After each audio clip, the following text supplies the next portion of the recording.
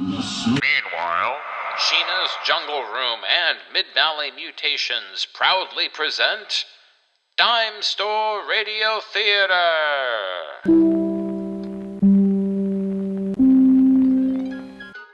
And now that it is officially December, Dimestore Radio Theater is flipping over to holiday programming mode to help keep you in the spirit all month long. This year, Dimestore Radio Theater offers Holiday and Date Christmas Fun, with original broadcasts aired again on the same date they were originally heard, but many decades later. As December rolls along, you'll find that Dimestore Radio Theater keeps up with the past to help put you more in the mind of a listener from broadcasting's yesteryear. This time, we have selected feature presentations for the entire month, offering romance, adventure, and seasonal tidings that will make you feel like you've been under the mistletoe all night long. This time of year is a terrifying and lonely torment on our minds and souls. So, let Dimestore Radio Theater be the guiding light this holiday season, with simple distractions to help you pass the time. On our first day of Christmas, my true love gave to me, it's a holiday episode of Duffy's Tavern, featuring Dorothy Shea in Missing Christmas Cards.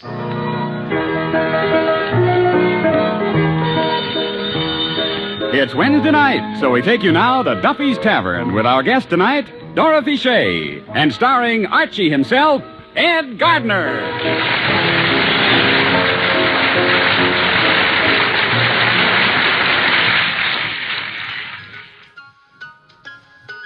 It's our holiday and date Christmas fun.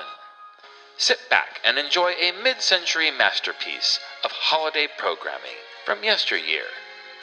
From today's date. It's Dimestore Radio Theater's holiday and date Christmas fun. What better way to celebrate the holidays on Sheena's Jungle Room and WFMU?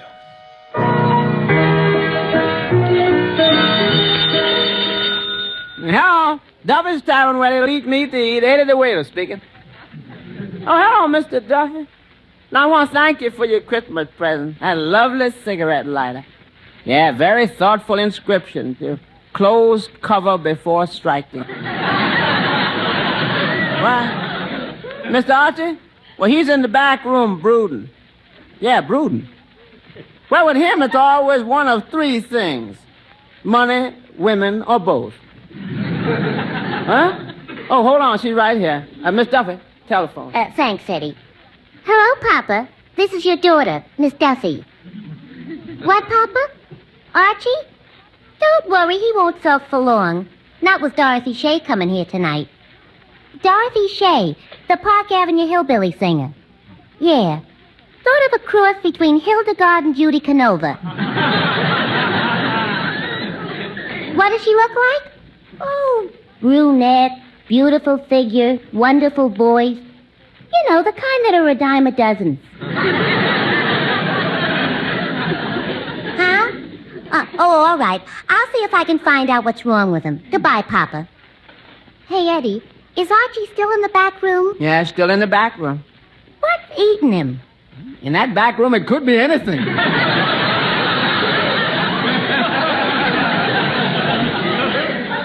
No, I mean, what's worrying him? I don't know. It might be that newspaper article. What article? The one about the tax increase for people who make over $80,000 a year. Yeah, but why would that worry him? He only makes $15 a week. Yeah, but he claims it'll kill his incentive. You know, I never saw him in a mood like this. It must be something serious. Yeah, that's right. You know, it's been awful quiet in that back room. You don't think he committed suicide? On Papa's time, he wouldn't dare. Well, let's see if we can get him out of there. Okay. Archie! Archie! He won't answer. I got an idea. Miss Archie! Guess what? The termites just ate up the health inspector. Archie! Archie, surprise! The tavern's burning down. I think I got one. Hey, boss, did you hear the news? Mr. Duffy just dropped dead. Eddie, please quit trying to cheer me up. Look, you two, there ain't nothing nobody can do for me. I prefer to bear me anguish in silence. When a man finds out that he's been nurturing a serpent amidst his monks, and when that serpent turns on him like a viper, what is left but the protective wing of nirvana? It's an old saying from Bartlett's quotation. Mr. Archie, what's all this about?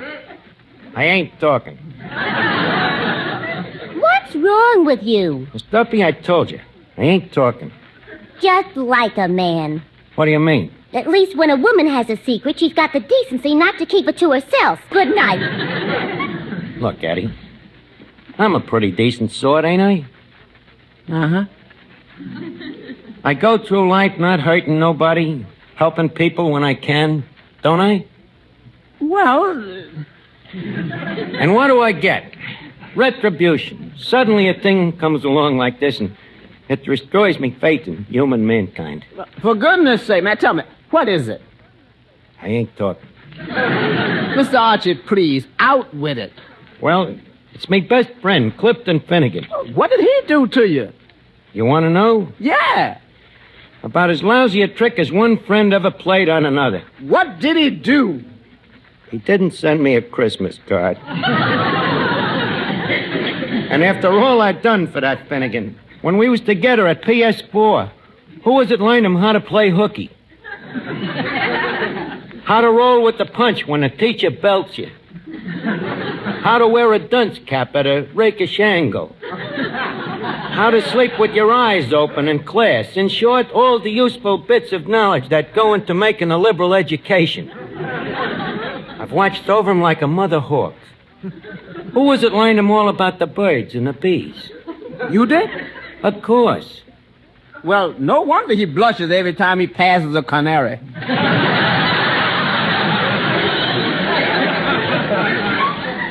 Wait a minute. Here he comes now. You can express me sentiments to him, Eddie. I'll be in the back room until the crumb departs. Okay. How are you?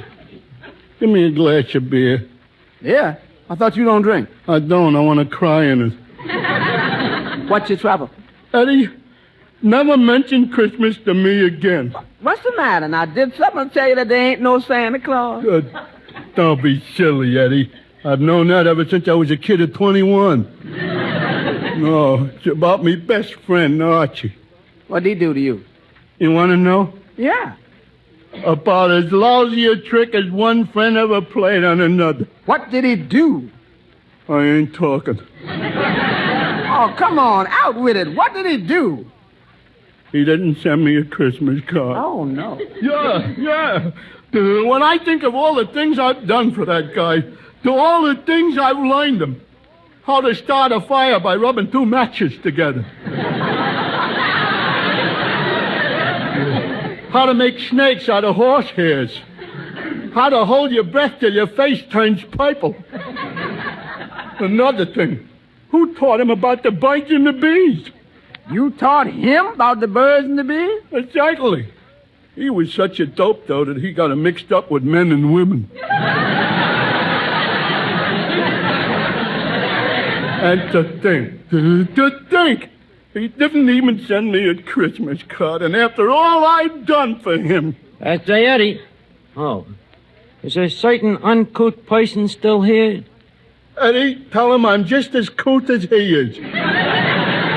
That he's just as couth as you are. Even couther. Even couth. You see, Eddie, that's gratitude. After all I've done for that guy. Eddie, tell him I've done plenty for him, too. Eddie, tell him I've done twice as much for him as he ever did for me. Oh, yeah? Tell him I've done 3 times as much. Oh, yeah? Tell him I've done 4 times as much. Oh, yeah? I've done... Eddie, tell him not to flaunt his education in me face. Look, Eddie, remind me to put up a sign that says, "This bar only open to people." Whoa, Well, if the management is going to get fussy, I can take my loafing elsewhere. Goodbye, Eddie. Mr. Archie, now don't you think you're being a little child? Now, look, you mind your own business, will you? But don't yell at me. I sent you a Christmas card. I'm sorry, Eddie, but a thing like this is a burden that's hard for a man to brunt. Hello, Archie. Oh, hello, Joe. Hello, Eddie. Good evening, Mr. Miranda. Well, thank you for your Christmas card. Oh, did you like it? Yes, I love that sentiment. Merry Christmas, Happy New Year, and remember, there's not a single drop of mineral oil in Vitalis. I'm glad you liked it, Eddie. I thought it was very original. Yeah, sure was. Didn't get another one like it. Look, do you guys mind if I get in a word edgewise here? What do you want to say, Arch? Just wanted you to know that I'm very depressed. What's the matter? I ain't talking. Eddie, what's wrong with him? Oh, he's sulking. Look, Mr. Rand, now you were the old friend. Why don't you try to cheer him up? Okay, Eddie. Arch, did you hear the good news? What? The Vitalis 60-second workout stimulates the scalp. Oh, really? Yeah, it gives it that wonderful, refreshing, tingling sensation. Uh-huh. And not only that, but Vitalis also routs loose dandruff and helps check excessive falling hair. Sorry, Joe, but I'm past cheering up. Well, things just can't be that bad, Arch. Here, let me tell you a funny story. It seems there were these two Irishmen, Pat and Mike. So Pat says to Mike, "Begorra, did you know that Vitalis tames down dry, hard-to-manage hair?" So Mike comes right back, and he says to Pat, "Sure, and Vitalis in the famous 60-second workout keeps hair handsome and healthy looking." So Pat says to Mike, he says, "You mean, begorry, that it gives hair that well-groomed look without a greasy patent leather shine?" So Mike, and get this, Arch, he says, "But why not? There's not a single drop of mineral oil in Vitalis."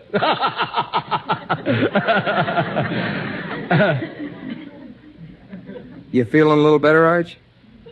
I ain't talking. Didn't like it, huh? Well, maybe it's me mood, Joe. Well, I'll try you with another one. Please, I told you, I ain't in the mood tonight. Well, this one might put you in the mood, Arch. It's about a traveling salesman.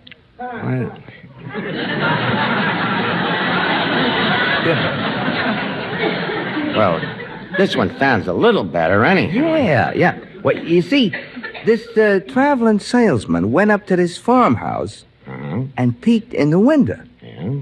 And guess what he saw? A big, lovely, beautiful bottle of Vitalis.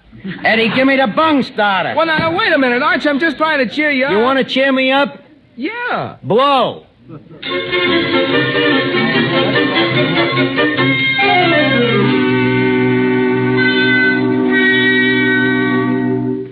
Eddie, where's Archie? You mean Payashi?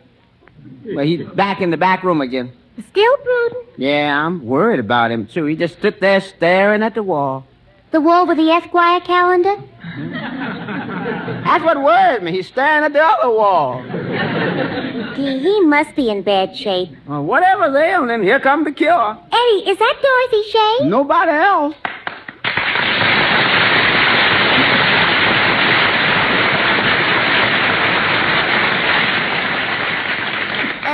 Good evening, Miss Shay.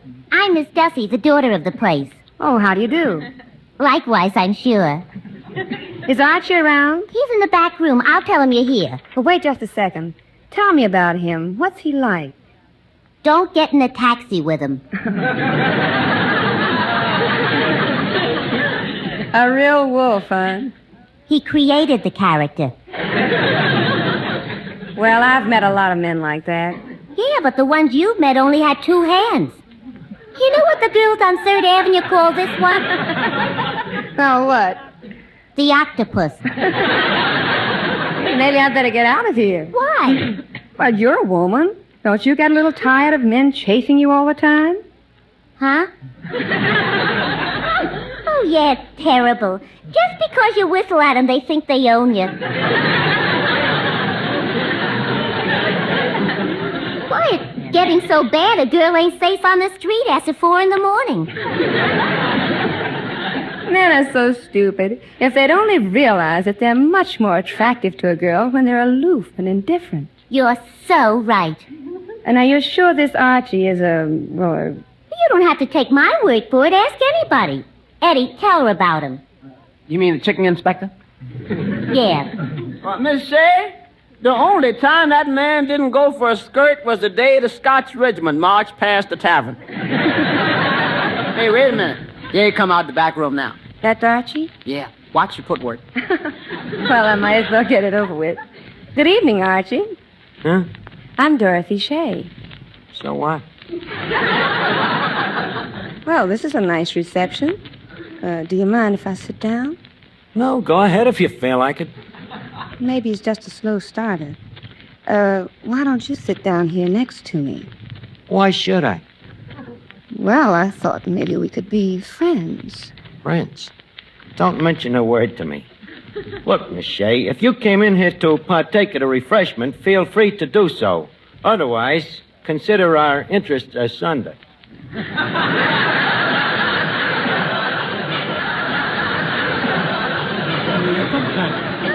Archie, are you always like this? Always like what? Oh, so aloof, so indifferent. I ain't saying I am, and I ain't saying that I ain't. Well, this is interesting. Not to me. Mr. Archie, you feeling all right? Take a look. So what? So she's beautiful. So what? My. And this from a man who breaks out in a cold sweat when he looks at a picture of Cash Daly.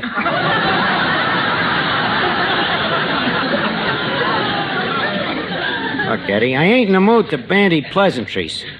I'll go fetch you a drink, Miss Shea. Well, thank you. Miss Duffy, did you say this was Archie the wolf? Why? He's about as passionate as Guy Kibbe. Well, you said you liked him cold. Well, I do, but this one's dead. If I could revive him a little, I think he might be my type. Well, why don't you be subtle about it? Subtle? Yeah. Pull up your dress a little and show him your legs. Might be a good idea. Just high enough? A little higher. Yeah, that's better. Well, here's your drink. That'll be... Miss Shea, your stocking has a run in it.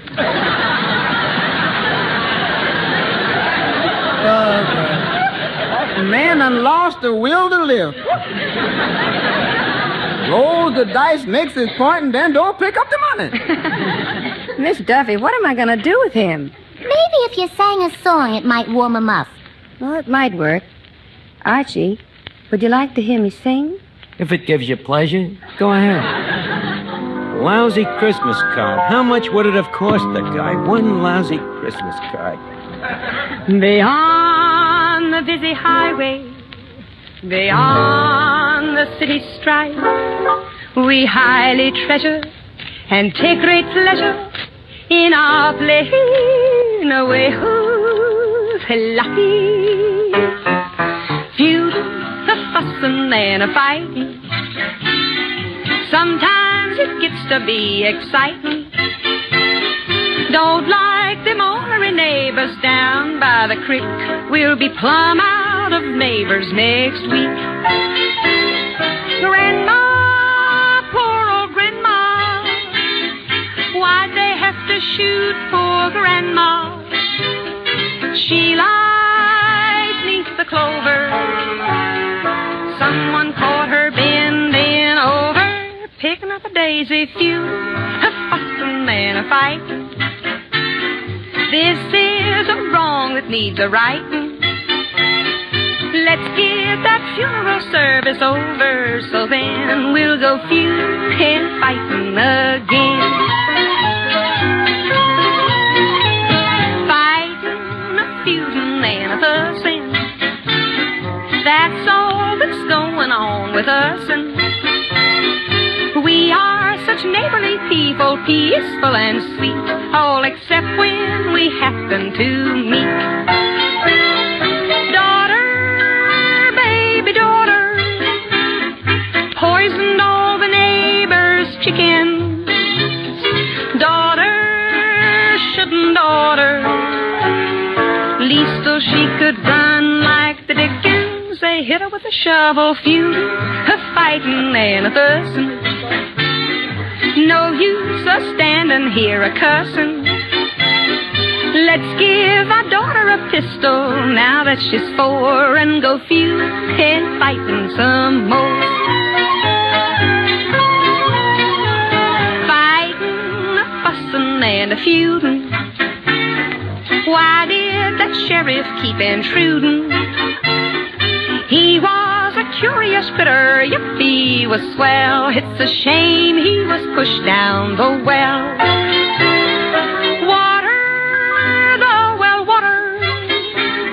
The doggone stuff don't taste like it oughter. Look here, city slicker.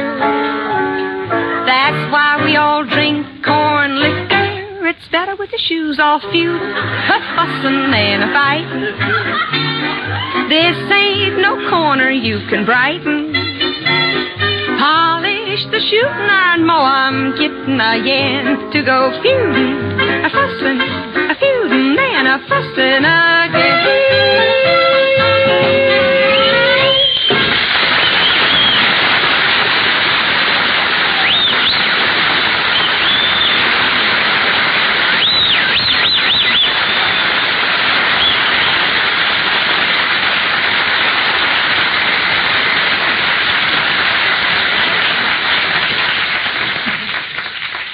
Well, Archie, how did you like... Hey, where'd he go? Back in the back room again. Well, I like that. Hello, Eddie. Oh, hello, Mr. Finnegan. Miss Say, this is Mr. Finnegan. Well, it's not much, but at least it's something to talk to. Do you mind if I sit next to you, Mr. Finnegan? It's a free country. Oh, no. Not another one. What's the matter? Don't you like me? Oh, come see, come sir. Well, maybe you could learn to like me. I doubt it. Well, you could try. Would you like to kiss me? I would not. Would you like to put your arm around me? No, I wouldn't. Would you like to hold my hand? Certainly not. Would you like to breathe on a mirror? Why? Just checking. Look, sister, you're wasting your time. I ain't in the mood. Well, then maybe we can be friends. Friends? Don't mention a word to me. I had a friend once. Friendship. What a hollow mockery. Wait a minute. What goes on here anyway? Don't feel too bad, Miss Shea. Ain't nothing you've done. See, it's just that Mr. Finnegan and Mr. Archie is very old friends, and they sort of had a misunderstanding. Oh, that's it. Oh, well, maybe we can straighten it out.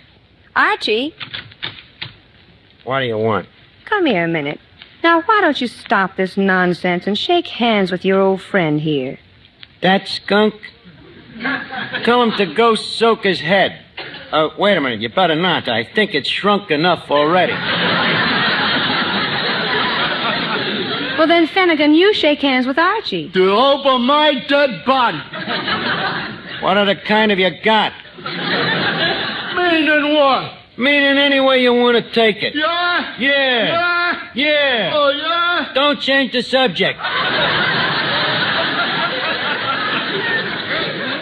As far as I'm concerned, you can get out of here now and never darken my door again. Well, I could take a hint. And this time I'm not coming back. Eddie, you can mail me sweatshirt and sneakers.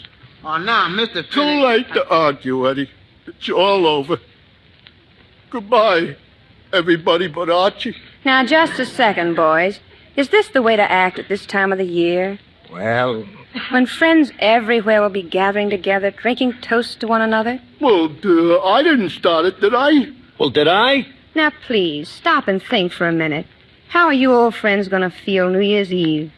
New Year's Eve, when the clock strikes 12 and everybody else is standing around with their arms around each other singing, "Should old acquaintance be forgot and never brought to mind? Should old acquaintance Dorothy, cut it out, will you? Finnegan. Yeah, Arch. Finnegan, I want to tell you something. What is it? I've been a heel. Well, Arch, you was only acting natural. I know, but calling you skunk and saying your head was shrunken. If you had another hole in your head, you could rent yourself out as a bowling ball. Arch, you didn't say that. Oh, did I miss one?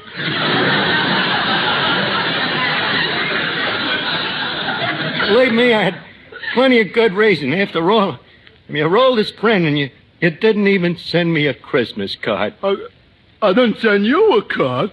You mean you didn't send me a card? I didn't send you a card. No. What are you talking? I even gave it to you to mail it. Dad, you're crazy. Who's crazy? I remember you put it in your pocket right there. Oh, this pocket? I did the...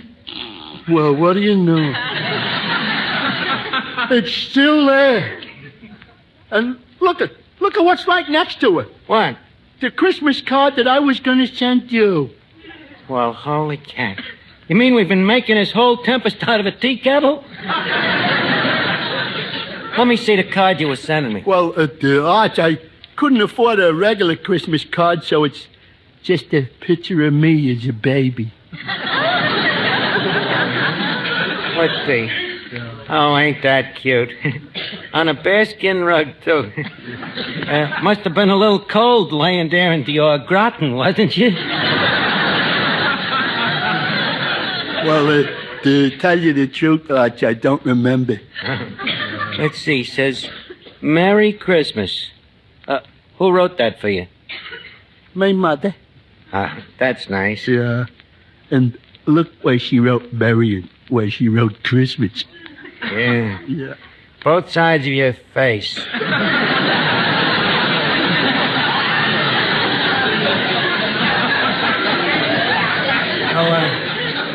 Ain't you gonna read the card that I sent to you? Arch, are you kidding? Oh, sorry. I'll read it to you. Incidentally, I made up the poem myself. Oh, well, that makes it twice as sweet. Yeah. Yeah. It says, to my dear friend Finnegan. That's the most beautiful poem I ever heard. That's only the title. Oh. The poem goes like this. Yeah. Now that Christmas is once again at our throats, I think of our friendship, so pure that it floats. Would 'twere that I had riches to buy you a present, but alas, dear friend, I am naught but a penniless pheasant. And then look at this. It says, love, your oldest friend. Arch, kiss me. Leave us not overdo it. But I must say that it's a load off my mind, Finnegan, to know that we're friends again. Yeah. You know, I'm beginning to feel a little more like my old self. Hey, wait a minute. The shade. Let me take another look at you, honey. Archie, why are you staring at me like that? I don't know. It's funny. I'm looking at you like I'm seeing you for the first time, kid. You're looking at me like it's the first time you've seen anybody. And, honey, that's the way I'm feeling. Come here. Let me take another gander at them legs. Well, it's nice to have him home again.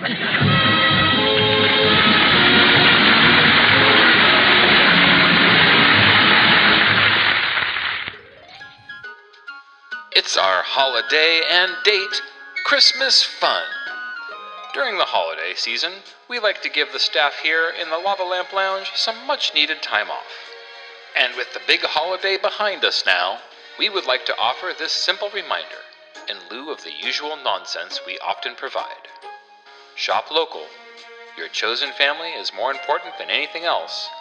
Don't scrimp on the sides, pies, or extra LPs, and let Sheena's Jungle Room be your guide through the darkest days to something we can all enjoy in the following year. From all of us here at Dimestore Radio Theater, Sappy Hollandaise. It's Dimestore Radio Theater's holiday and date Christmas fun. What better way to celebrate the holidays on Sheena's Jungle Room and WFMU?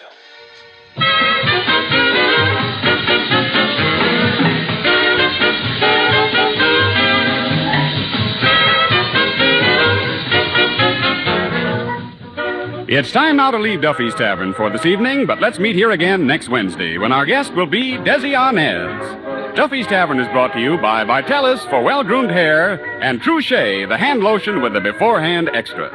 Each Wednesday, Bristol Myers brings you Duffy's Tavern and Mr. District Attorney, which follows immediately over most of these stations. It's Dimestore Radio Theater's Holiday and Date Christmas Fun. And on the second day of Christmas, my true love gave to me a New Year's edition of Hawaii Calls. This is a call from Hawaii.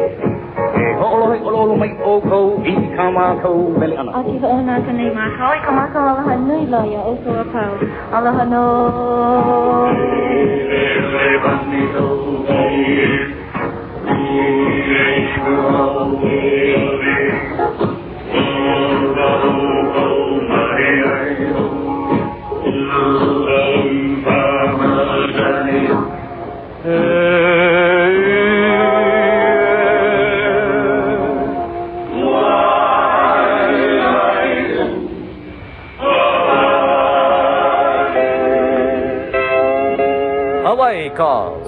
From Hawaii's sunny shore, under the great banyan tree of the Moana Hotel, facing the famed beach at Waikiki, we send the music of the islands. Hawaiian music by Hawaiian from Hawaii. And visitors by the hundreds are joined with our own townspeople and Hawaiians from neighboring islands to join us as our music goes to the mainland. We say aloha as Hawaii Calls. Now your host of Waikiki, Webley Edwards. This being the last day of the year 1949, the time when it's the tradition to say Happy New Year, let's say it as it's said in Hawaiian. Hau'oli makahiki ho. Here's a bright Hawaiian song from Hawaii that goes with it. Liha hau'oli.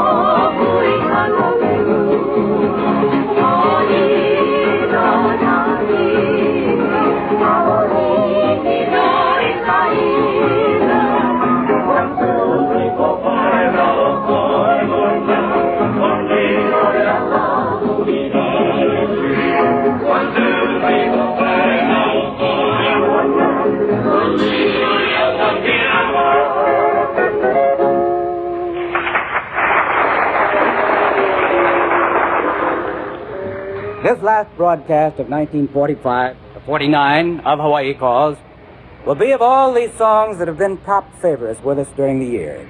And here first is Alfred Apaka to sing I Will Remember You from Hawaii.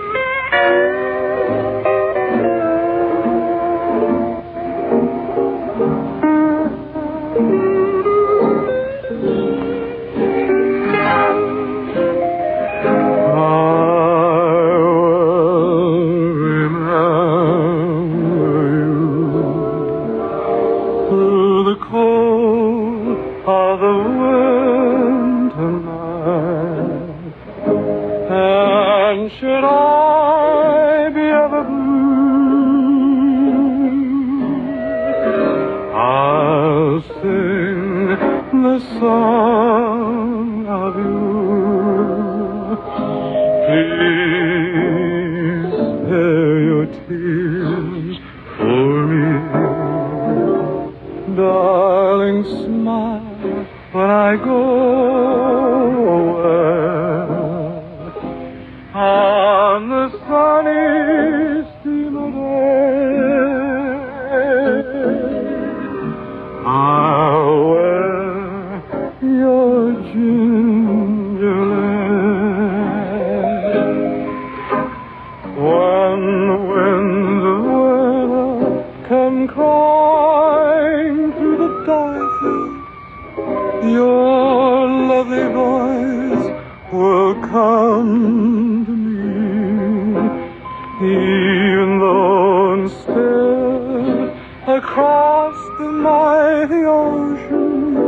crying Hawaii,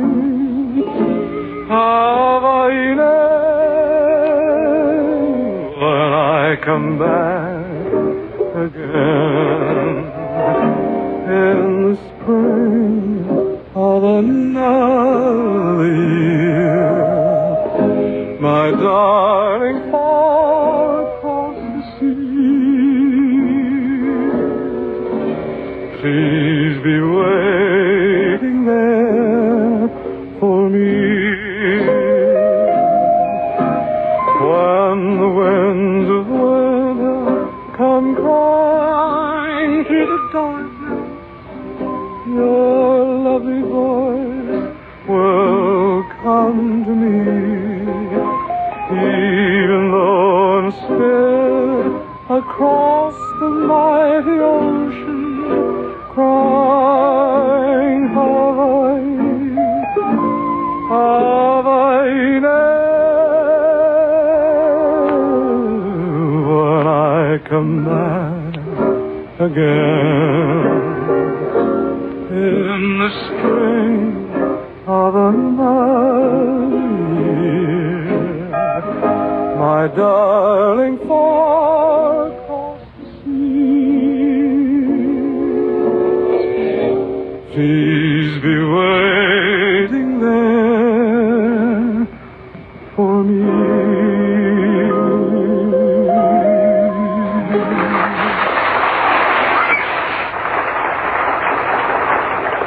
Certainly a top favorite in 1949 on Hawaii Calls was the man with the big hat, Kapali, Andy Bright, the Hawaiian cowboy.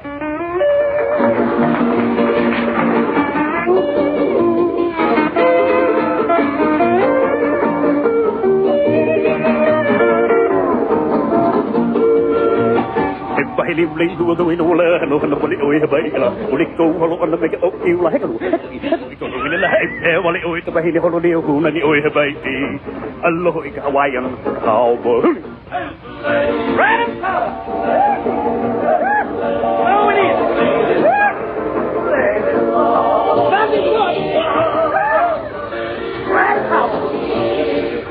Harlan may dấu kỹ con lù la hoy cái bên mình cái nào mà lại cái câu mana cái liu con con iba pa pa hoy liba thế mà liu con lago có cái nào mà lại ni San Francisco by the Golden Gate and look Hawaiian cowboy.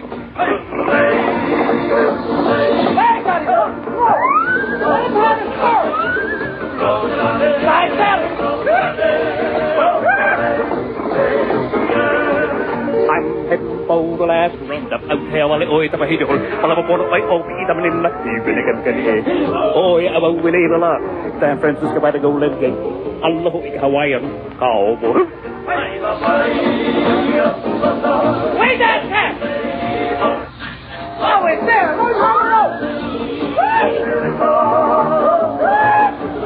I got him!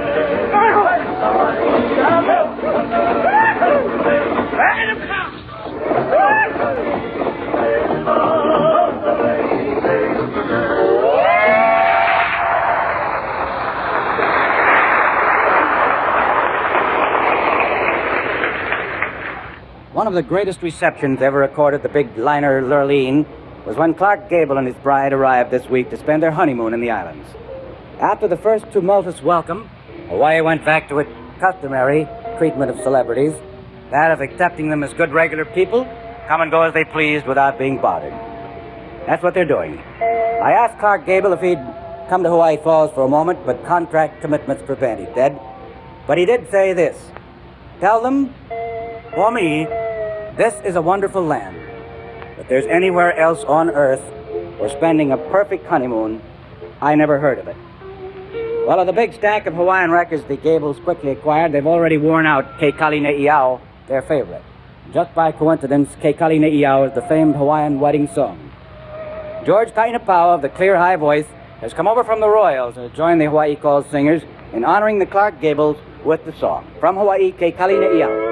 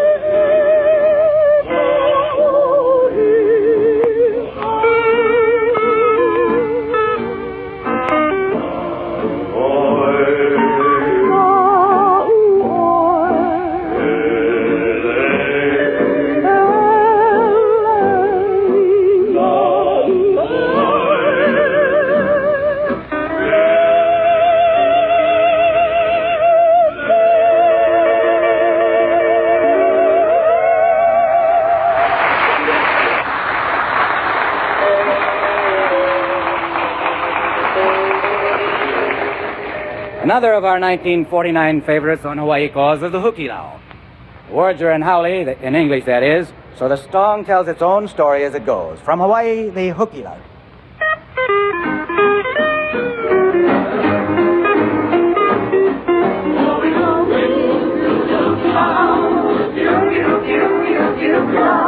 Everybody loves the luau, where the luau is the castle and the luau. Always on into the sea, and all the young mama come swimming to me. Always on into the luau, what a wonderful day for fishing, down in old Hawaiian Bay, where the luau is fishing, down in old Hawaiian Bay. Oh, we're going to Okla, Okla. Everybody up to Okla, where the law is the couple and the Okla. Oh, we go out into the sea, and all the young mama come swimming to me. Oh, we're going to Okla,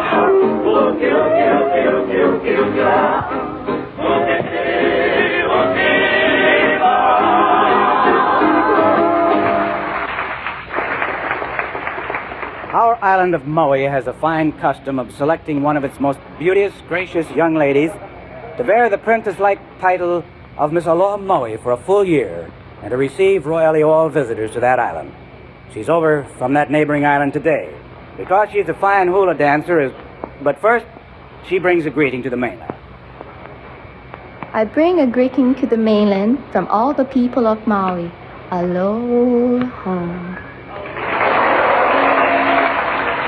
Oh, thank you. What goes with that?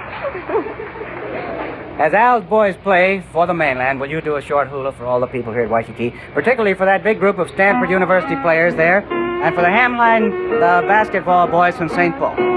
I'll do it.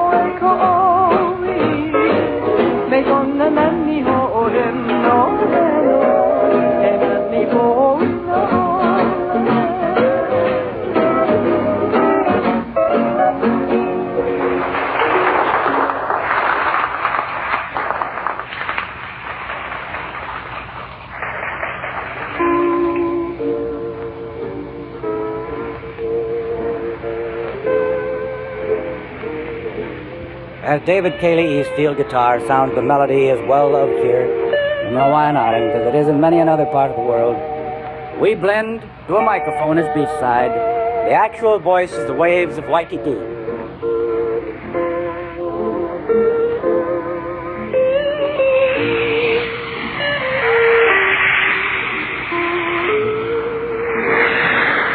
This is our time for remembering friends we've met here in the islands. A thought, too, for our own people who are away. Hundreds of mainland visitors with us beneath the old banyan tree, here beside the tea at Waikiki. They're thinking of someone back at home. All of us wish you were here with us in Hawaii this fine day.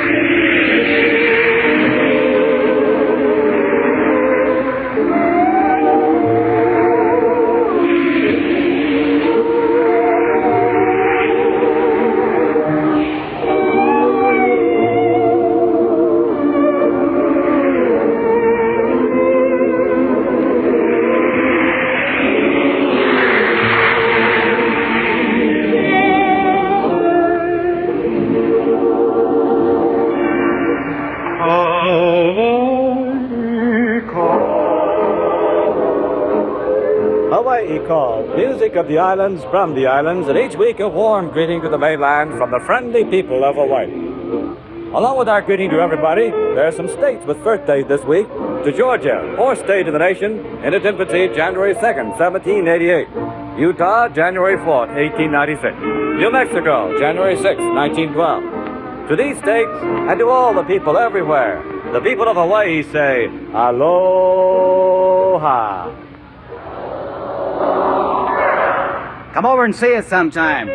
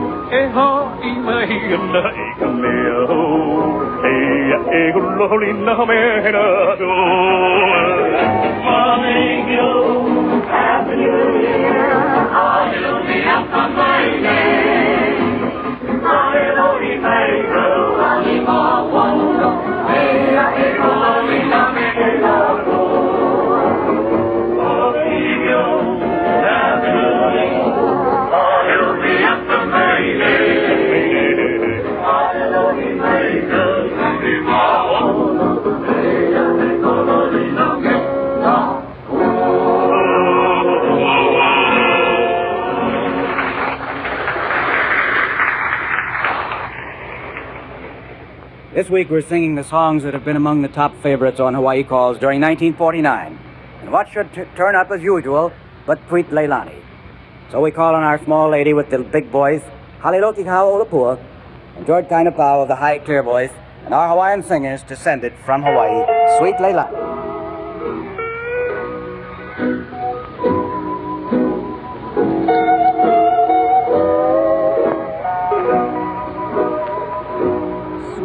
Leilani, your heavenly flower, nature fashioned roses, kiss it too. And then she plays them in a bower. It was the start of you. Sweet Leilani, oh heavenly flower, I dreamed of paradise for two, and now my paradise completed, and now my dreams come true. Sweet Leilani,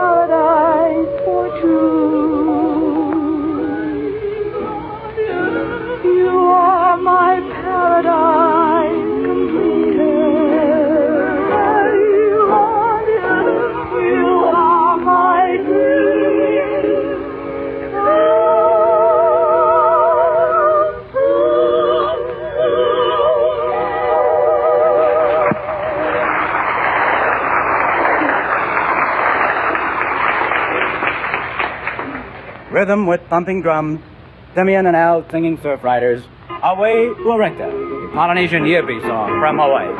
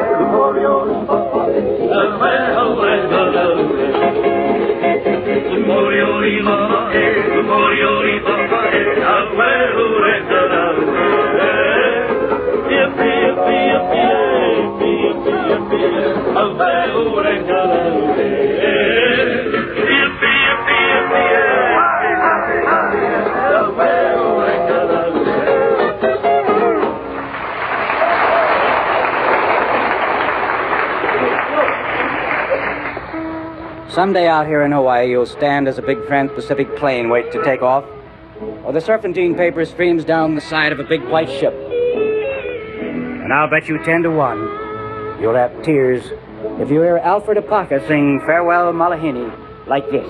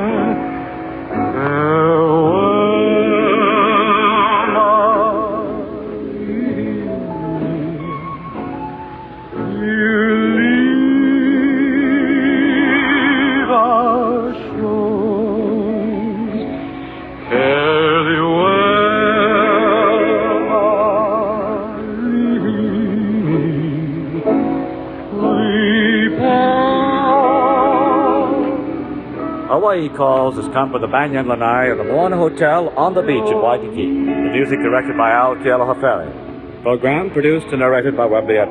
Jim Wall speaking and Ed Webb again. Voices of the people of Hawaii speak to you now. Aloha, aloha, ahi, ahi, ya uko, e tauloa. Ahui ho kapo, ike ia po anoa e, aloha no. Our Oli Magahi ho. A Happy New Year to you. Until we meet again, when Hawaii calls.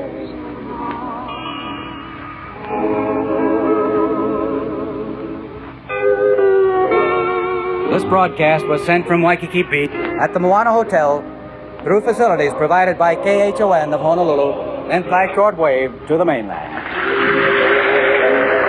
This is the Mutual Broadcasting Company.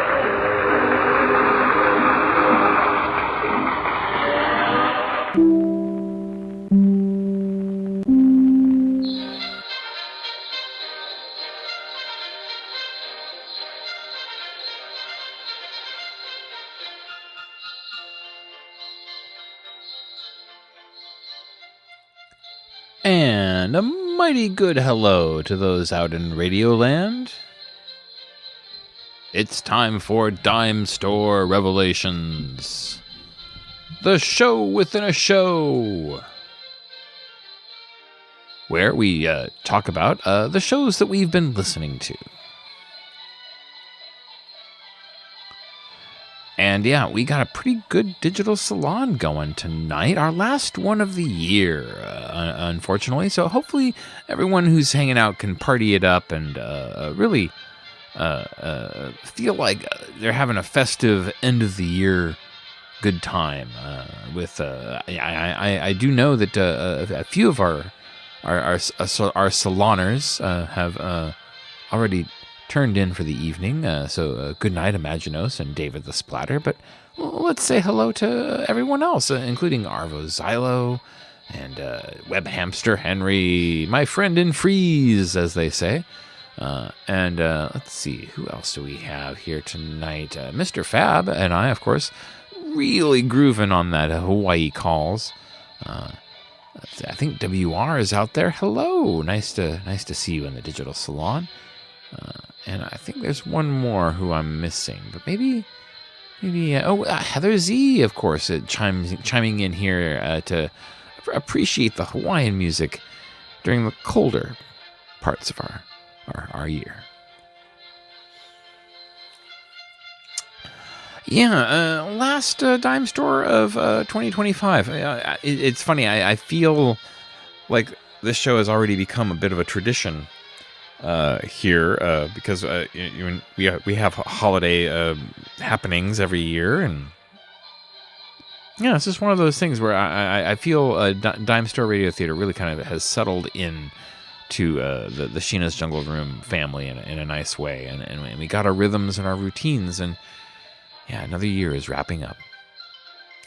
So that means, starting next week, actually, we are back to our regularly scheduled programs, which, for those of you who may have forgotten, in case the holidays have really done a number on you, that includes Richard Diamond, Private Investigator, The Adventures of Rocky Jordan, and then, of course, we're doing right now a bit of a documentary series about vaudeville, a PBS American Masters documentary, so you'll hear a little bit of that coming up. Blackstone the Magic Detective is our 15-minute serial, as I like to describe it. It's really more of a magic show that has a slight detective component to it. But yeah, he's called the Magic Detective. And then, of course, we close every episode with X-1. That is our regular lineup of shows. Interestingly enough, I think this is going to be our last year doing X-1 because I believe we run out most of the way through this year, 2026. So I mean, I feel like that's going to be a momentous moment for this show because all the other slots have already kind of flipped over in terms of different content and whatnot. But that final slot for Dime Store Radio Theater has been Dimension X or X-1, which was the same production crew and essentially the same kind of show. Since the beginning, we started airing the first episode of Dimension X, and we ran all the way through that series. We're running all the way through X-1. When we get to the end of that, it's sort of like the end of an era because, like I said, the same crew, the same writers, the same script adapters worked on that. George Lefferts and there's another gentleman whose name is escaping me at the moment. But yeah, they did all of the primary writing for that show and whatnot. So that span of time between the beginning of the 50s and the end of the 50s, essentially, is marked by Dimension X and X-1. And that is kind of, in my mind, the sweet spot when it comes to radio dramas, and in terms of a lot of the stuff that I like on this show. There's a lot of detective stuff, a lot of science fiction stuff, a lot of crime shows and whatnot, all from that decade period. And certainly the 40s have a lot of stuff that I really like listening to as well. So do the 30s and so do the 70s, 60s. There's a lot of good radio shows and radio dramas in all of those different periods and whatnot. So my point being is that for me that decade, the 50s, has a really high density of quality audio dramas and whatnot. And so I tend to pick a lot from that point in history if I can. However, the late 40s is kind of really, in a lot of ways, when radio started to turn in that direction and started to kind of really amp up the production qualities, the writing got better, that kind of stuff. So I don't know. It's hard to say for sure what is my favorite period in radio history, especially when it comes to the stuff that's appropriate on this show. I find there's appealing things all over the place. As we were discussing in the Digital Salon with regards to Hawaii Calls, aloha. This show was probably my favorite discovery of this year, because you're always looking for new radio stuff to play and whatnot, especially holiday features and whatnot. And so I was very happy to stumble upon a December 29th episode of Hawaii Calls, because that is not only appropriate, but it is one of those things where, like, it is a kind and a type and a sample of radio that is so unique and whatnot.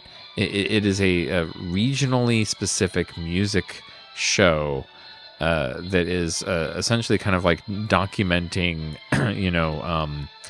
Hawaiian trends and music and culture and whatnot for Americans. And as I think WR mentioned in the Digital Salon, you can absolutely hear the Hawaiian propaganda of, like, please come spend money here. We would love to have you visit us as often as possible. This is as much of a brochure as anything else. So yeah, it's a fascinating show. I'm gonna have to dig in more and find more episodes, because I would love to air more of Hawaii Calls as kind of a regular holiday feature. Not sure if it's possible, but I will find as many episodes as I can, because it certainly appealed to me in a delightful way. Yes, as we said in the Digital Salon, the show ran from 1935 to 1975. Hawaii Calls had a big influence in terms of what Americans thought of Hawaiian music. And so I believe, who was it that pointed this out? WR found that Webley Edwards is the kind of creator and whatnot. And so in a lot of ways, Webley Edwards' perspective on all this music is kind of what we as Americans think of. And it was probably, as Mr. Fab was mentioning, had no small role in influencing the way that Exotica developed. Because I'm sure if he picked other people to be on his show or other songs and whatnot, it could have painted a slightly different picture of Hawaiian music. But yeah, so Hawaii Calls, quite fascinating. Mr. Fab points out there's a lot of records out that are available that kind of collect different people who were regular performers on Hawaii Calls. And so that's kind of the legacy of that radio show. And in fact, I found many of them archived on archive.org. So you can kind of dig around and find those if you like. Oh, Bandit! Hey, you was just listening on the snowy drive home. You had a real holiday experience listening to this show. I guess Heather's having one too, with all of the stormy snow and whatnot. Well, yeah, we mentioned Hawaii Calls. I want to talk a little bit before we run out of time and whatnot about Duffy's Tavern, because this was a very popular show, and I don't normally play this kind of show on Dimestore Radio Theater, but it is not only a holiday thing, but it fits kind of our theme this year of shows played on the anniversary of their original broadcast. And so, that was a little sampling of a kind of comedy that, I mean, it's a sitcom, but it's kind of like a sitcom in a way that's not really done anymore. I mean, I guess Cheers is probably the thing that came after that Duffy's Tavern most resembles, but it's really Duffy's Tavern has got its own weird kind of like flavor to it and rhythm to it, and the way that the characters talk to each other has this very strange kind of back and forth where Archie has a very sophisticated vocabulary, and he speaks very eloquently and whatnot, but he's also like a street person, and he also understands the logic of taverns and things like that. And so I find that kind of character always a little bit fascinating. So Archie, a character that grew out of the Good News of 1939 variety show, a program we have heard on this very show. I have run a couple of those for holiday purposes. And Archie, the character was played by Ed Gardner, the comedian and actor and whatnot. And Archie on that show would talk about these happenings and things that he would go on at a tavern called Duffy's. And so his character became so popular. 1941, Duffy's Tavern becomes a regular show, and that lasts for about 10 years. And really, Ed Gardner was the mind behind Duffy's Tavern. He kind of created all the characters. He had these ideas for how they talked and how they interacted.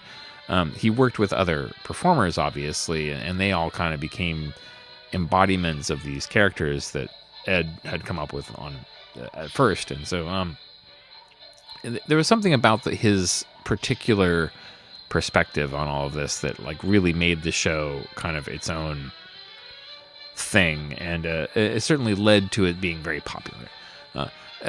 Guest stars were a regular feature on the show, and one of the running gags, as we heard tonight, is that a celebrity would show up at the tavern for one reason or another, and then of course have to perform or do their thing, or at the very least have a scene with the other actors on the show.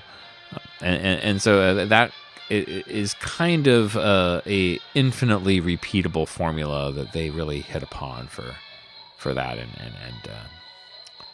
and took quite a ways in terms of gathering an audience and whatnot. We've got two more programs that I'm going to run tonight, and one of them we've heard samplings of before.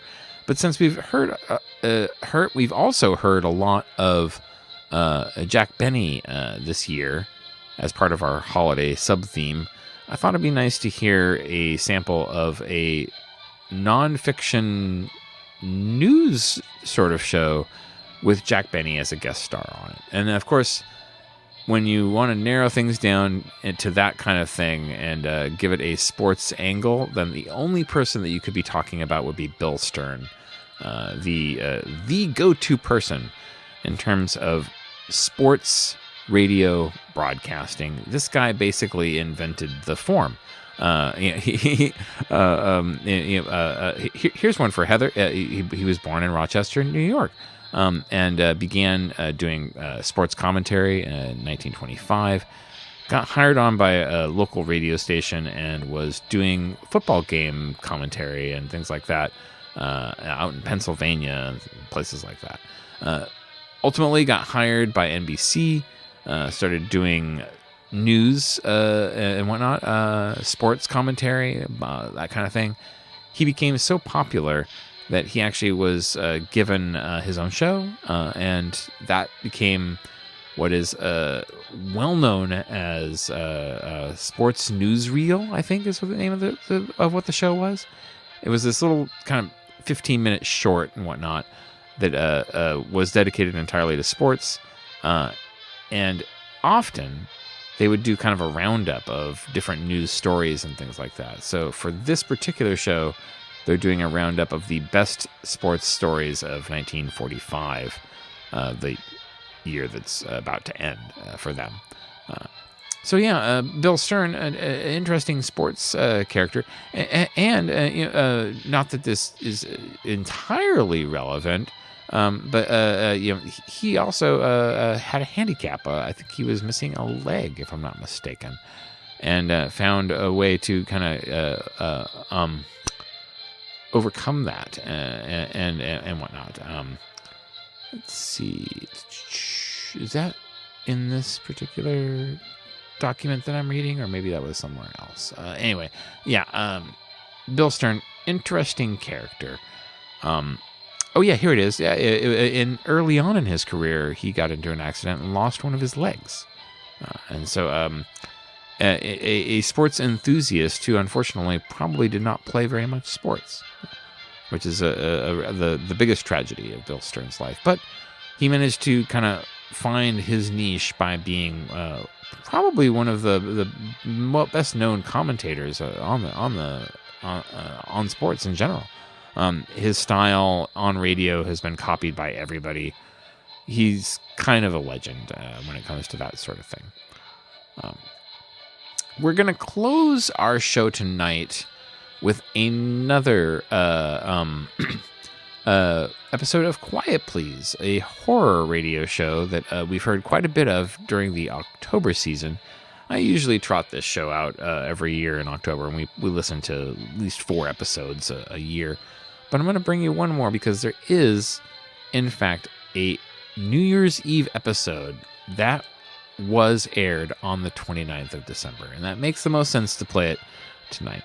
However, I want to mention this now because I don't want to shock anybody when this happens. This is one of the poorly documented and poorly archived episodes of Quiet Please that has really bad sound. And so I've done my best to restore it. I think you can hear everything pretty well. The problem is, even with the best versions of this show, there are 2 points in the show where the dialogue drops out entirely, and a few words are exchanged that then transition into things that we can hear and make out on our own. I've looked for scripts. I've tried to find other references to what those words were and whatnot. Couldn't find anything. And so I have, in a very rare instance of me doing something like this, dropped in dialogue that I assume connects A to B in those 2 instances. I have no idea if that's the right dialogue. I've kind of made something up that just fits that moment to get us into the next part of the story. So as we listen to Quiet Please here, don't be alarmed if you hear my voice suddenly in the running of the show. That's me filling in the dialogue that is missing in those 2 brief moments from the episode because of the poorly archived and damaged recording of this show. But it is too appropriate to not play it, and so I felt like I had to bring you this particular New Year's Eve episode of Quiet Please. But I also didn't want to leave these narrative gaps in the story. So hopefully my additions help fill in what was going on there, and it all makes sense. Please, if for some reason it is all confusing and whatnot, I apologize. It is a bummer that there are not better cared for versions of all these shows. I do my best to restore them and repair things, clean things up, that kind of stuff. But there's so much radio out there that is really difficult to listen to because of the way it was archived originally. And so I cringe every once in a while when I find a really cool episode of a show that is very difficult to listen to. I think this version of Quiet Please is actually quite good. So, and I think I've cleaned it up enough to the point where you'll appreciate at least the story that's there. Web Hamster Henry says, "You've joined the Quiet Please staff, that's all." Yeah, me and Willis Cooper, we have lunch together every once in a while to talk over what I'm doing on the show. Well, yeah, thank you very much, everybody, for sticking around and being my wingman on this journey into old-time radio. I love hanging out in the digital salon with y'all. I love talking about these shows. I love reading about them, trying to figure out their place in the culture at the time. There's something about trying to find myself in the mindset of a listener in that era and trying to figure out what it was like to hear these shows then. And that is part of the puzzle, I think, of listening to them, because in a lot of ways, listening to them with the mindset of 2025 is a little bit unfair to these shows. There's a little more effort we need to make in certain ways, because we don't hear a lot of these kinds of radio shows in 2025. Not these kinds of radio dramas, anyway. And the mission of this show is to kind of like present old radio from this era that has a little bit of that dime store mentality to it.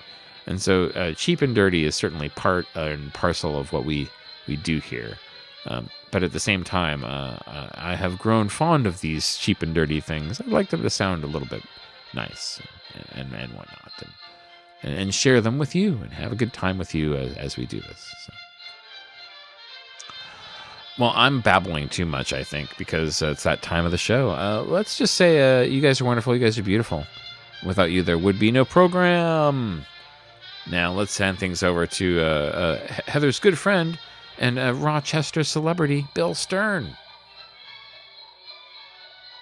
And I think Jack Benny's in here as well. Enjoy.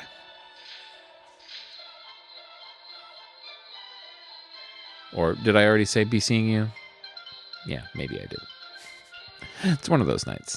It's the end of the year. It's a party. Yay! We're having fun. It's Holiday and Date Christmas Fun. With original broadcasts aired again on the same date they were originally heard, but many decades later. As December rolls along, you'll find that Dimestore Radio Theater keeps up with the past to help put you more in the mind of a listener from broadcasting's yesteryear.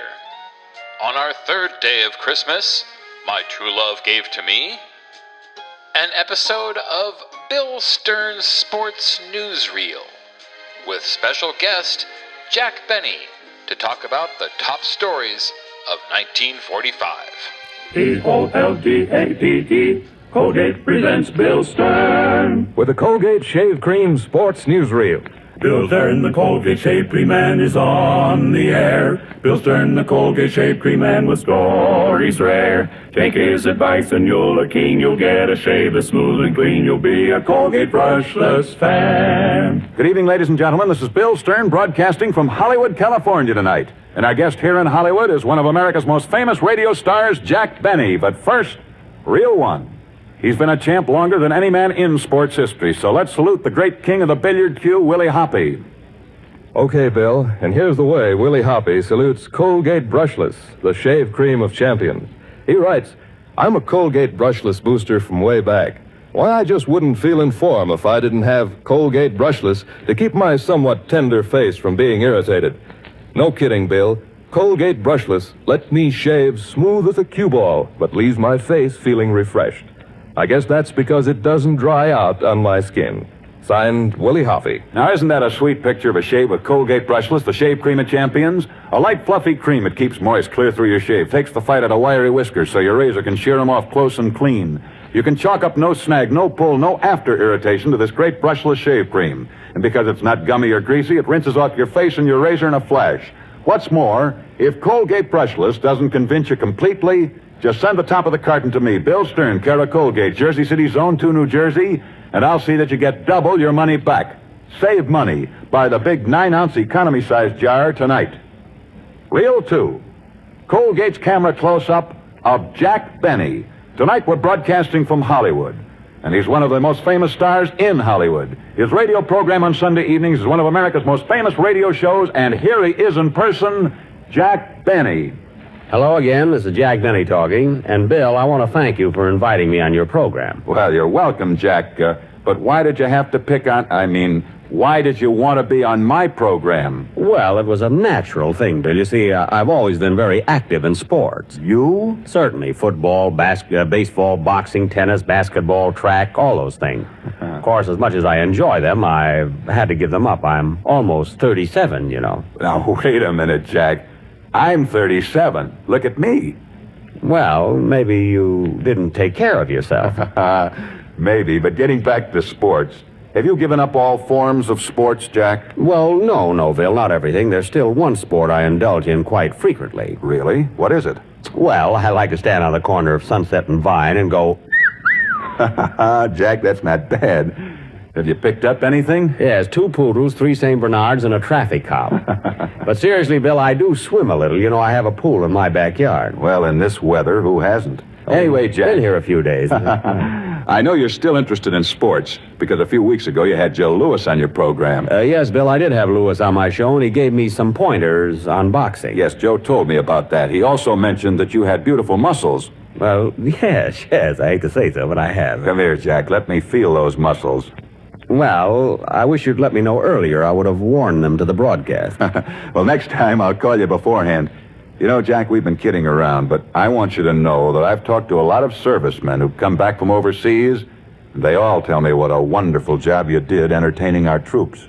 Thanks, Bill, and as we come to the close of this year, the first peacetime New Year in 5 years, I, like everyone else, of course, am thankful for the victory and the peace. I'm also grateful that I was one of those asked to serve in the field of entertainment during the war. I know the theatrical world will always be ready, but I hope it won't be necessary again. You're so right, Jack Benny. But don't go away, Jack. I want you back later in this program. And ladies and gentlemen, that speech by Jack Benny reminds me that this year is coming to a close.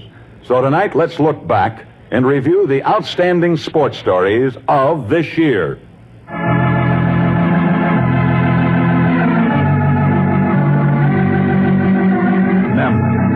Memories of stories that made this year's sports history. Let's begin with the profile of Jack Chevney. Jack Chevney was one of the greatest football players to ever play for Notre Dame. But after graduation, Jack Chevney left Notre Dame to become the head football coach at the University of Texas. And at Texas, Jack Chevney coached a Texas team that beat his former alma mater, Notre Dame. They even gave Jack Chevney a gold fountain pen that bore an inscription which read, "Presented to Jack Chevney, a Notre Dame man who beat Notre Dame." When this war broke out, Jack Chevney joined the Marines. And as a Marine in this war, he gave his life at Iwo Jima when a Japanese bullet killed him. But the end of this story took place this year aboard the USS Missouri, when the Japanese officials came aboard to sign the official surrender document ending this war. For just as the Japanese official was about to sign Japan's surrender, someone noticed the fountain pen that this Japanese official was using. That fountain pen was Jack Chevney's gold fountain pen, stolen from his dead body at Iwo Jima, and it still bore the inscription, "To Jack Chevney, a Notre Dame man who beat Notre Dame."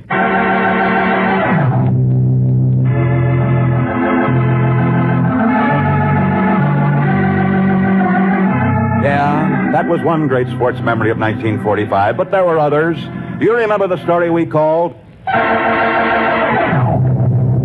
The Portrait of a Boxing Team? This was the story of a boxing team, a great boxing team. They were champions, except that they were dirty fighters. They fought dirty. They used foul tactics, anything to win a fight. In fact, they became so dirty that in one fight, they killed a man. And then they were charged with murder. But on the day that they were found guilty, the judge allowed them to go free. This was because of political influence, for you see, this all happened back in Germany. And those dirty prize fighters were the first Nazi party, headed by Adolf Hitler.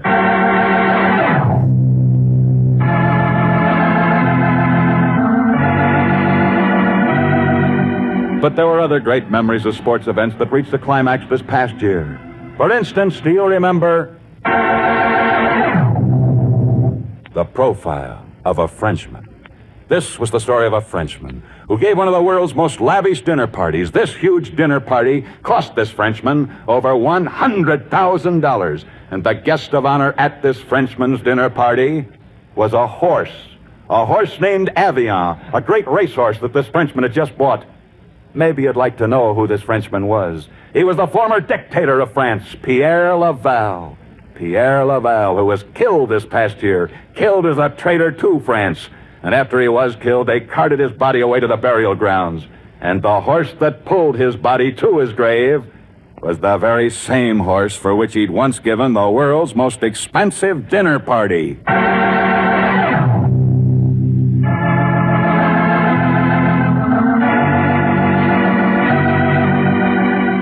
Now the memories of this year's sports stories are coming back. Memories that on this last broadcast of this year we must remember, such as the portrait of a love story. This was the story of a girl named Lisa and a boy named Joseph. They lived in Vienna, and they were very, very much in love.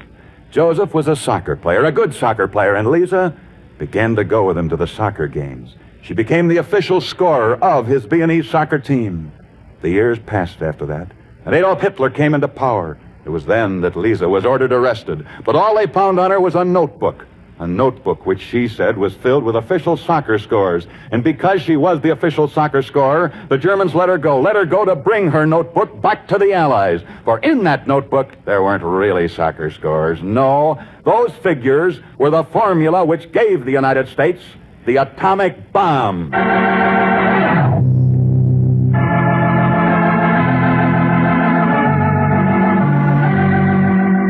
We've just about finished reviewing the best sports memories that took place in this passing year, but we must not forget a story that we call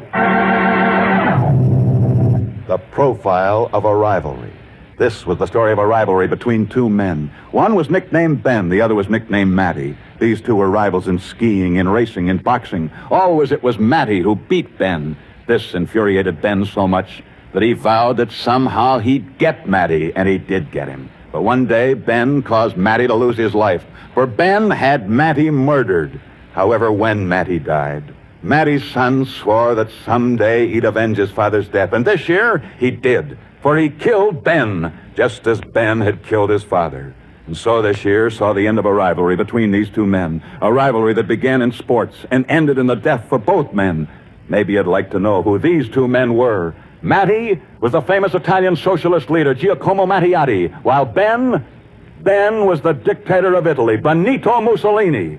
It was Mussolini who murdered Matteotti, only in turn to be murdered by Matteotti's son.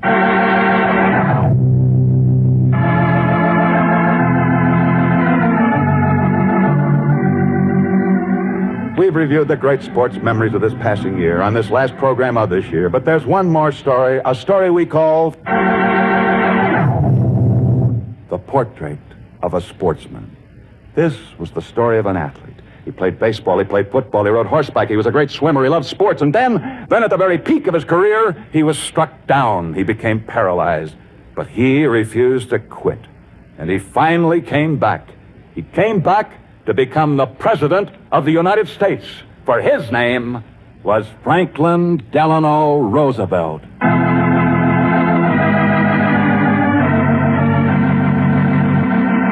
He didn't become a champion in any sport, yet he was the greatest champion that sports have ever had. And this year when he died, I couldn't help remembering a simple inscription that's over the Arlington Military Cemetery, where America's war heroes are buried. And I think this inscription meant for them applies equally well to him, for it says, "Sleep well, soldier. You are not forgotten."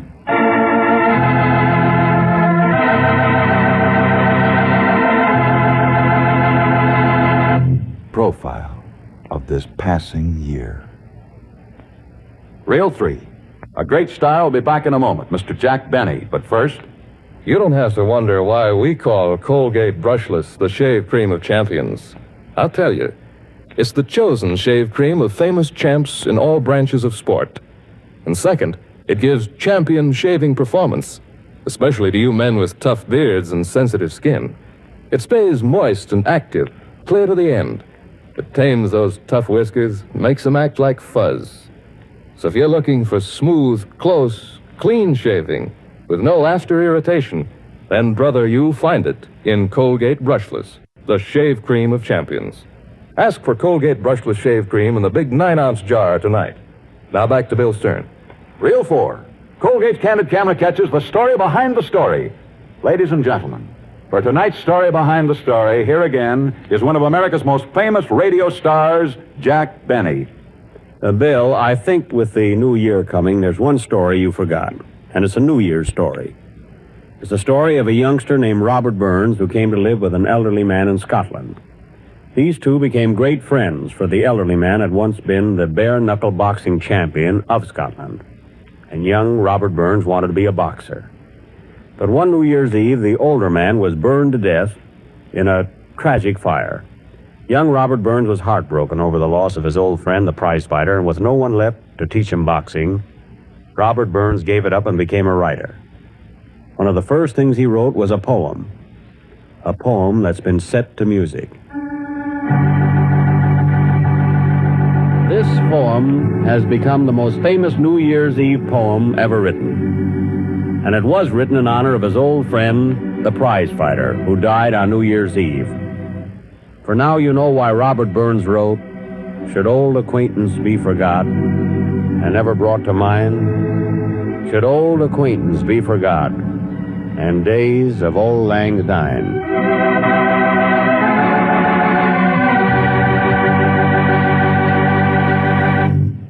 Thank you, Jack Benny. And that's the thrill mark for tonight. We've been broadcasting tonight from Hollywood, California. Next Friday night at the usual time, we'll again be broadcasting from Hollywood. And our guest here in Hollywood next week will be two of the most famous comedians in the world, Abbott and Costello. So be sure and be with the same time, same stations, next Friday evening, when we present as our guests two of Hollywood's biggest stars, Abbott and Costello. See you then. Until then, I'll be seeing you on the screen in the News of the Day newsreel at your favorite Lowe's or Associated Theaters. Now until the same time next Friday night, this is Bill Stern wishing you all a good night from Hollywood. Bill Stern, the Colgate Shave Cream Man, is on his way. Bill Stern, the Colgate Shave Cream Man, had lots to say. He told you tales of sport heroes, the inside dope he really knows. So listen in next Friday night. COLGATE. Jack Benny appeared on this program tonight, courtesy of the American Tobacco Company, makers of Lucky Strike cigarettes. This program originated in Hollywood, California. This is the National Broadcasting Company. Well. It appears that we have an additional story tucked back here behind the Christmas tree we still haven't taken down. And, oh no, it's a holiday edition of Quiet Please. This one entitled Rain on New Year's Eve. Oh, that can't be good. Quiet, please.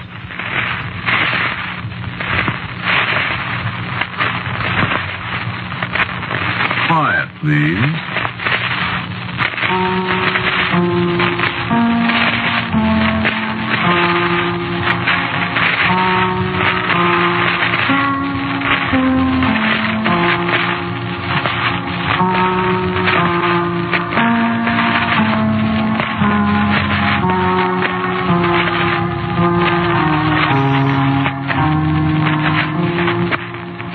The Mutual Broadcasting System presents Quiet Please, which is written and directed by Willis Cooper and which features Ernest Chappell. Quiet Please for tonight is called Rain on New Year's Eve.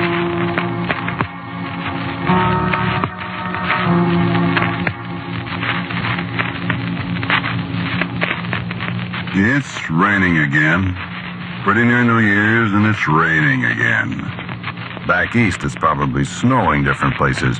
Or maybe the moon's out, shining on the snow, and people are saying, why, it's so bright out you can read a newspaper. And they can't read a newspaper by moonlight, only the headlines. Maybe if you take your newspaper out in the yard and stand in the moonlight, you might find a headline with my name in it. It's been there before. Well, anyway, so there's moonlight. Yeah, there's rain. Like it was that other New Year's Eve. That's what the rain makes me think of. As if I ever thought of anything else.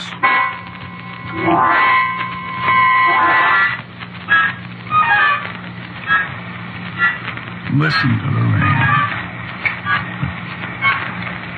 I was sitting in my office in the writer's court out there after we'd been on the picture for 2 or 3 months. Writing it, that is. They'd been shooting for about 3 weeks, but I was still on the picture because we had a producer that couldn't make up his mind, and the director was one of those guys, sort of road company Hitchcock, you know. He makes the picture up as he goes along. Only there has to be a writer filed away someplace where he can find him when he runs out of ideas, which is not more than 11 times a day. So I'm dying. I go on the set and I find actors there I never heard of, speaking lines I never wrote, in scenes I couldn't figure out. Then the director would get me in a corner and put the arm on me. This thing doesn't seem to quite gel, old man. You know? And me and my little typewriter go to work to unscrew things while the overtime and the gin rummy games go right on. Great life, that. Well, so I'm sitting in my office and the rain is on the roof and the gas heater is frying my ankles while the draft from the window is giving my neck the deep freeze. Mary Lou, my secretary, comes in from her little cubbyhole next to mine. When do I get to do my Christmas shopping, Mr. Ramsey? You don't get to do your Christmas shopping, Mary Lou. Yes, I know. I didn't. What? Christmas was 2 days ago, Mr. Ramsey. Was? Well, Merry Christmas. Are we ever going to finish this picture, for heaven's sake? Well, I'll tell you, Angel. Mr. Doty, the great director, is getting $3,500 a week. I know it. And, my dear, Mr. Doty has not got $3,500 a week for a long, long time, see? No, Mr. Doty, the great director, is going to make $3,500 a week just as long as he possibly can, and characters like us can, you know what. That man. I have a different word for him, sweetheart. But as I was saying, if we leave it to Mr. Doty, this here picture ain't never going to be finished. 100 years from now, somebody will come upstairs here and they'll find an old man with a long white beard beating out the 59th revision of scene 456. And in the next room, a little apple-cheeked old lady. Oh, cut it out. Yeah. Oh, when are they going to finish it? No kidding. New Year's Eve. Well, maybe there'll be champagne and stuff on the set. Yeah, no doubt. For the expensive actors and the producers and the fine, upstanding director.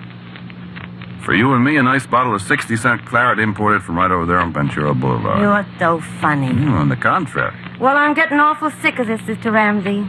We've had to work every single night for the last 4 weeks. Do you realize that? You kidding? Do I realize? Go get me some coffee, will you, kid? I gotta stay awake for Mr. Doty. Coffee. I bet you and I could be elected president of Brazil, all the coffee we've put away. Answer the phone. It's Doty. Well, we gotta be dignified. Oh, Lord. Mr. Ramsey's office. Who's calling to? Oh, yes, Mr. Doty. He's here. I'm always here. Ramsey. Yes, Mr. Doty, what seems to be the trouble? I see. Yes, I see, but Mr. Doty, Well, that'd mean rewriting practically all the... Well, yes, I know, I mean... But what do you gain that way? What, 2 monsters? Well, what's 2 monsters got that 1 monster hasn't? Oh, yeah, sure, but who scares who? Whom, I mean. But, Mr. Doty, I saw a picture once with 2 monsters in it, and it was silly. What? Oh, you directed it. I'll be right over. Skip the coffee, Mary Lou. Who monsters? 2. Count them 2. And I'll lay your sticks to an even that by the time I get to the stage, you'll be hollering for 3. Take your raincoat. It's raining pitchfork. Maybe one of them will stab me.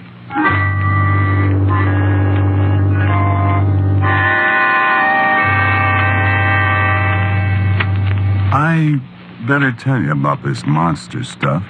This was a horror picture, you see. Kind of the poor man's Frankenstein.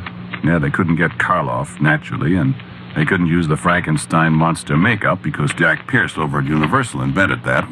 I guess Universal owned it. So they had me dream up a monster.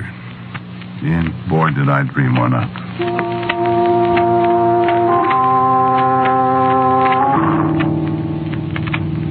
There's an old book. It's called... No, I guess I won't tell you what it's called. Well, you don't want to take those old books too seriously. They're just old stories, you know? So I kind of swiped this monster out of the book. Well, you'll never see the picture, I suppose, so maybe I better tell you a little about him. No, I guess I won't either. He was the most horrible monster I ever saw, no kidding. And what the makeup department did with my sketch and my description. Oh, boy. Just one thing I'll tell you about him, and you can figure out the rest for yourself. He didn't have any face. You take it from there.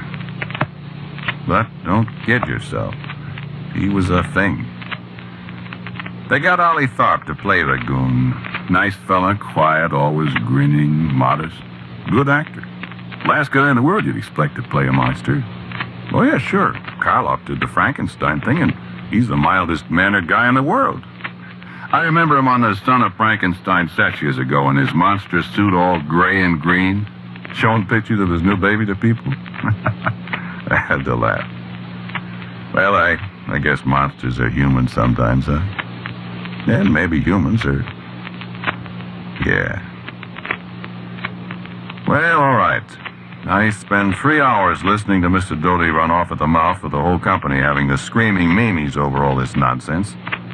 It's 5 minutes to 12 when he finally decides to quit and everybody goes home. They're all burned at Doty, but... Well, they'll wake up in the morning, remember the overtime, and they'll feel better. Me?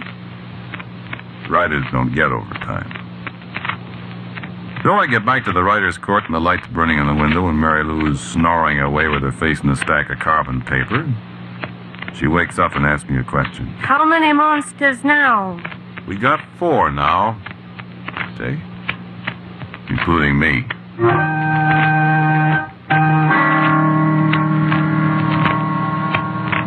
So the next morning it's not raining anymore. The sun is shining bright and you can see snow on top of the mountains, and it's a very nice day.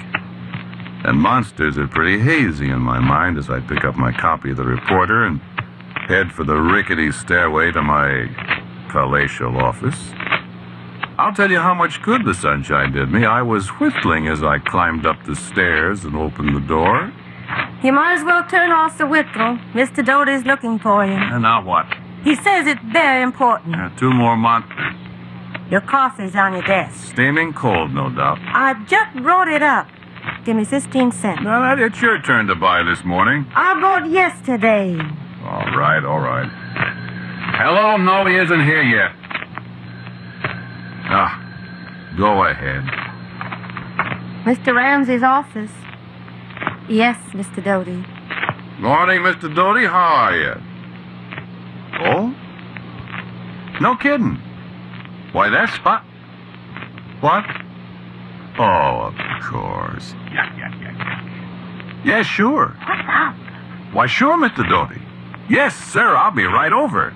What? He has to finish the picture definitely by 12 midnight, December 31st. Oh, that's what you said last night. Well, I was kidding. You know how it goes in the story. I forgot. Well, I mean the way it was originally. You know, that this monster only has power the last hour of the year. Oh, yes. Remember, it was a New Year's party, the whole picture? It's been so long ago, I forgot how it started. Well, don't you remember our big payoff scene? She thinks the monster is her wicked uncle? Who thinks? You know, the babe with the teeth. The goon girl with a blue dress. Oh, yeah. Remember, she thinks the monster is her uncle and she tries to rip his mask off and it ain't a mask? Something like that. And the house is on fire and he grabs her and runs inside the house and our hero busts in after her and rescues her. Some way I never had a chance to figure out. How would he do it without his glasses? He'd fall over the stoop. What stoop? There's hundreds of them in pictures. Drink your coffee and go see Mr. Doty. Maybe he's changed his mind. I can't change his mind. The front office put the big fat arm on him, or else. Whoopee, baby, 3 days and we can sit down and rest. Away from this place. You can say that again. Tell him I ain't here.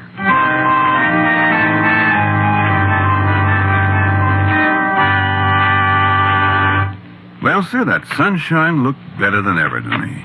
But when the big door of the stage swung shut behind me, the sunshine sure disappeared. Well, Mr. Doty was an unhappy man. Well, 3 more days and there wouldn't be any more of those $3,500 is.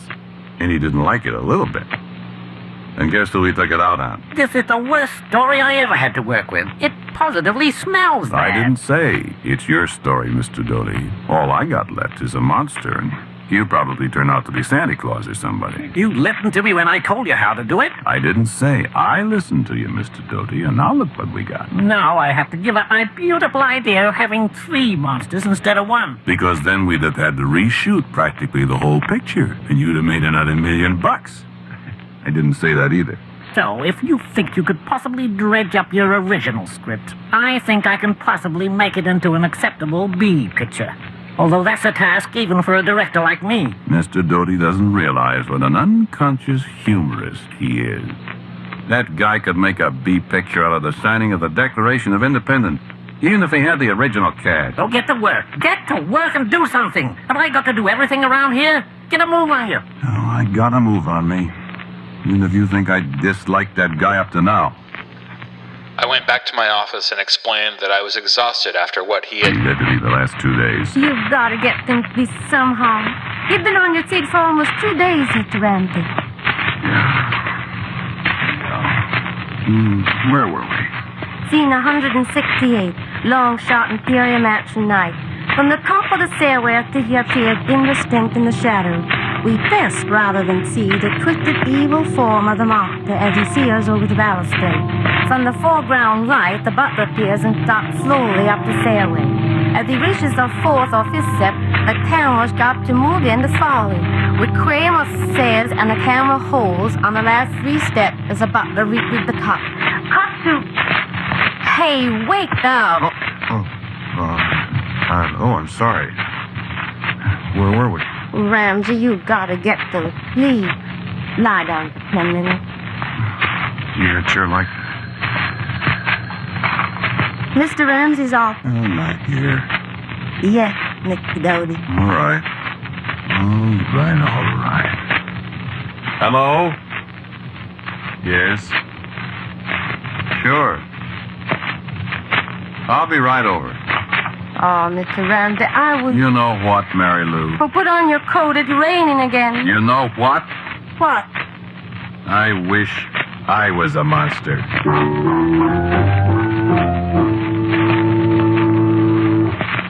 You know, I was a tired little fellow. I didn't have any Thanksgiving. I ate a bent ham sandwich in my office that day because Mr. Doty had to have 3 new scenes Friday morning. He called me at the office to see how I was doing. He just finished his Thanksgiving dinner. I didn't have any crystal. I locked the door of my office and baked my brains out on a whole new sequence Mr. Doty has bought up. All around me, people were drinking whiskey and chasing each other through the corridors and up and down the stairs. I didn't have any Sundays, and I didn't have any evening. I, my friend, damn near lost my mind. All the time, Mr. Doty. Wow. Heck, no wonder that by New Year's Eve I was ready to hire a man with a cleaver to extirpate the guy. But I didn't. Nope, I sure didn't. At 9 o'clock, he called me over to the set again. Couldn't I rewrite some dialogue? Well, I crossed him up on that one. I threw out the hash he'd made of my original dialogue and thought to do what I'd originally written. It played okay. After 7 different takes, all exactly alike. And I went back to my office in the rain. Mr. Ramsey's office. Yes, Mr. Doty. Yes, Mr. Doty. I'll tell him. Mr. Ramsey. I heard you. He needs you right away again. Okay. You poor thing. Only another couple hours. Hope I can take it. Take your raincoat. It's raining cats and dogs. They're telling me. That time it was a little piece of action he couldn't get through his ivory head. I explained it in words of 1 syllable, carefully avoiding the 4-letter ones. He thanked me, old boy, and I went out into the rain again. Rain. what rain in California can do to you. I heard of a fellow that jumped into the Los Angeles River once after a week of rain. Ordinarily, he'd break his ankle, but he drowned. You know, it just comes down steadily. Well, I know I could probably be a lot more graphic than that, but that's all there is to rain in California. It comes down steadily. Ice cold. Steadily. Yeah. Of course, it always stops about the time you've decided to start out on foot for the east. The sun shines and poinsettias bloom and the hills are green. Oh, man, it's wonderful. I guess they have the rain like hitting your stop on the head with a hammer. It feels so good when you stop. Yeah, that's a bum gag, but I was a pretty beat-up character. 3 more times that New Year's Eve. In the rain. The guy getting meaner and meaner each time. Well, at least it was going to be over pretty soon. It's 10 minutes to 11 when I came into the office and Mary Lou took my coat from me. You've just got to get a little sleep, Ramsey. Now you sit down at your desk and put your head down and catch 40 wings. Thanks, Mary Lou. Oh, if I had to see that man just one more time tonight, I would be responsible. I'm not kidding. I know. You go to sleep.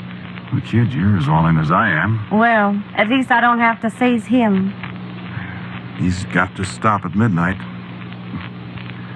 As soon as he's through, should you and me go someplace and have a New Year's drink? I don't know whether I could keep awake. Well, let's try, huh? Okay. Anybody ever tell you you're a nice gal? Couple of people. I could marry a gal like you. Don't kid people, Randy. I'm not. See how you feel when you wake up. I think I love you. I wish you meant that, Randy. I do. Kiss her from me, right? Randy, you're sweet. Kiss me, right?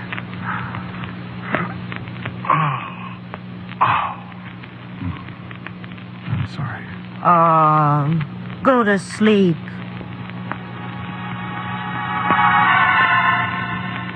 So I went to sleep. And I dreamed. Even when I was asleep, I couldn't get that guy Doty off my mind. I dreamed I was on the set. I dreamed they were shooting the last scene, the one where the monster comes closer and closer to the camera, till that head of his without any face fills the whole screen. You know how it is in dreams. You're here, and then all of a sudden you're there, and you're one guy, and then you're another, and it's all mixed up. Yeah. I could see the set, and I could hear Doty call out. Run. Exit. Then I could see this faceless monster coming out of the shadows. Slowly, right up to the camera where George Robinson was standing, as tired as everybody else. Then I thought to myself, if the audience had any idea that little old milquetoast Ollie Tharp was inside that monster rig, they'd butt. And then in the dream I saw Doty jumping up and down in one of those silly rages of his, and he yelled, Get back there, pry over. You've got about as much minute as a Randy over there. even in night dreams he was picking on me. And so they started all over again. My dream got kind of mixed up all right there, and I sort of seemed to be following the monster, because I could see Doty's face right in front of me as the monster moved in. When Doty yelled, cut again, the monster and I didn't stop. I just sort of seemed to follow him right on, farther and farther. I saw the monster's big hairy hands grab Doty, and Doty screamed, and the monster's hands were fumbling at Doty's neck. Doty was fighting, and I saw Doty bite the monster's hand. It was so real I could almost feel it. And then everything got black in my dream, and there were a lot of bells ringing, and well, that's what woke me up. So I raised my head, and of course, there I was in my office. And I pulled myself out of it a little, and then I knew what the bells were. They were bells ringing in the new year. The rain was hammering on the roof, and it was tomorrow. So I got up and hollered for Mary Lou. Mary Lou! Hey, Happy New Year, Mary Lou! And she didn't answer. I stepped through the door into her little office. And she was lying on the floor behind her desk. And the look on her face was something I never want to see again. It was the look of the most awful horror anybody could imagine. The kind of look you'd expect to see on the face of someone who'd been literally frightened to death by a monster who had no face at all.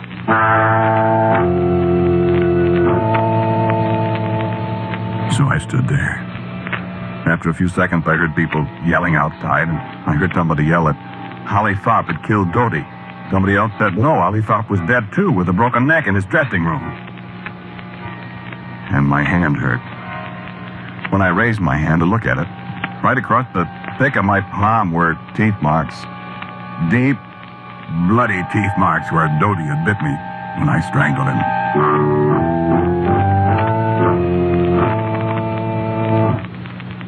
So you see, that's why I say never take any of those old books too seriously. Remember I said I wished I was a monster? Remember what the book said? The monster only possessed his murderous power for 1 hour, the last hour of the year. New Year's Eve again, and it's raining. Got anybody who wants version?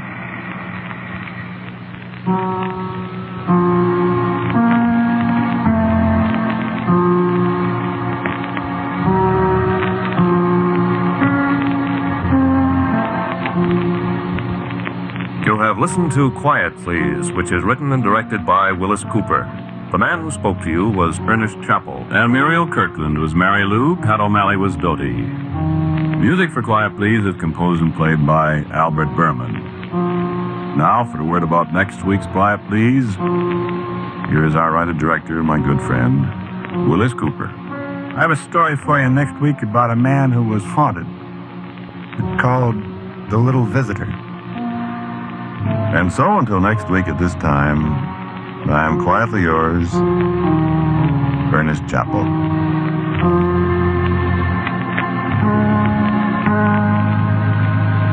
Quiet Please comes to you from New York. This is the Mutual Broadcasting System. Happy holidays from Dimestore Radio Theater, Sheena's Jungle Room, and WFMU. We hope that you will join us again next week. Until then, be seeing you.